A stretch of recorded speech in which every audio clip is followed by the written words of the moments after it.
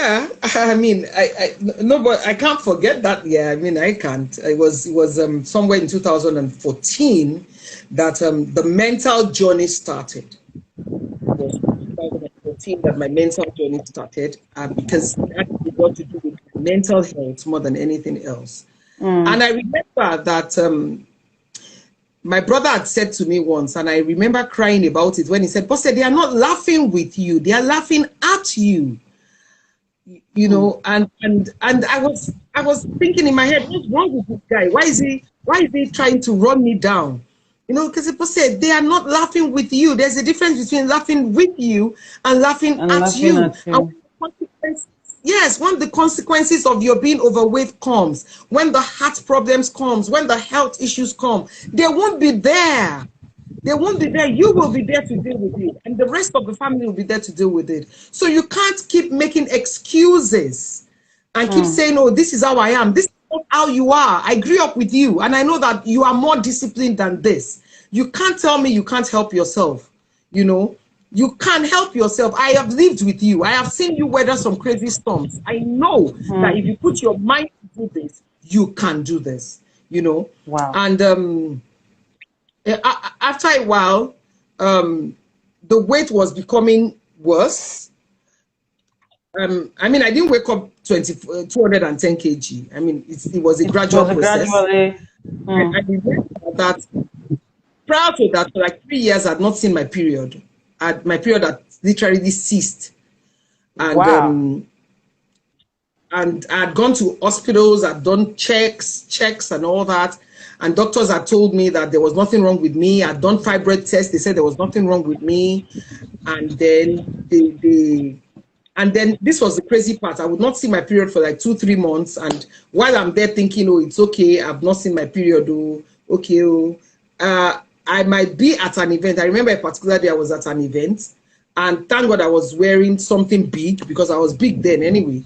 I looked on the floor and I saw lumps of blood on the floor by the seat I was sitting on.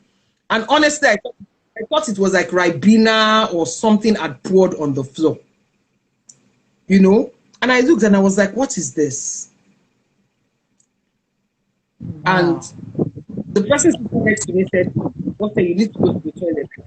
I think your period might have come or something, you know, something like that." And I said, no, it's not possible. You know, the person said, "Look now, it's your seat." And the seat is stained. But the dress was not stained because, you know, it's those dresses that you see when you sit, you actually lift them up, you know. Yeah.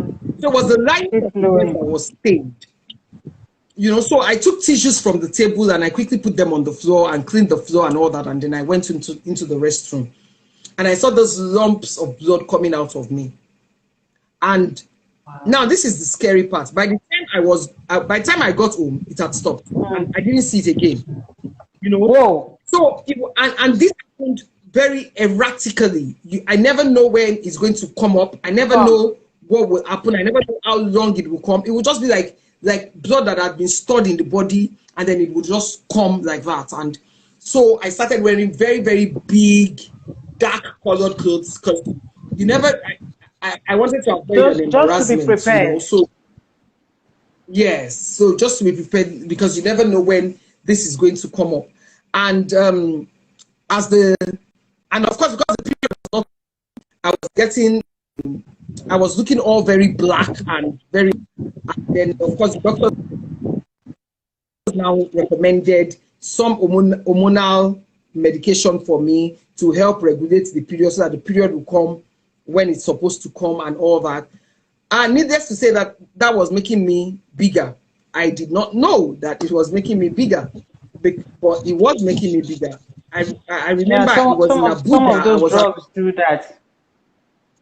Yes, I can't. Funny enough, I can't even remember. You know me. I'm just such a careless person. If I had known that my life would be like this, I would have kept like a proper diary. You know, I can't even remember the name of the drug. The name of the drug now, but I remember that I was in my friend's house, Nike, and in Abuja. I had an event, and she said she saw the tablet and she said, "Bose, why are you taking this?" And I said to her that I had irregular period. She said, "But Bose, you know," she said it in Yoruba that if everybody is taking this, it shouldn't be you again. This will just make you bigger again. It will blow you up. This is not what wicked doctor recommended this to you. You know, she was really wow, and all that, and it got me thinking, and so I stopped taking it again. And so the more I used the medication, the bigger I got, the more depressed I got, the more I ate, the fatter I got. You know, it was just a vicious circle. And psychologically, I was going crazy, and I was in a very, very dark place. And like I said, at some point you dealt with depression.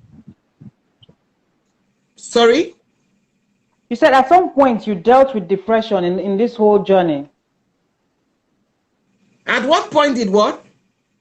You said I said at some point you said you the more depressed you got, so you had to deal with depression at some point during this whole process. The foundation of my initial problem was actually depression. The foundation of the initial problem was actually depression, you know, and so it was a mental battle in itself. The mental battle was much more than the weight loss itself, you know.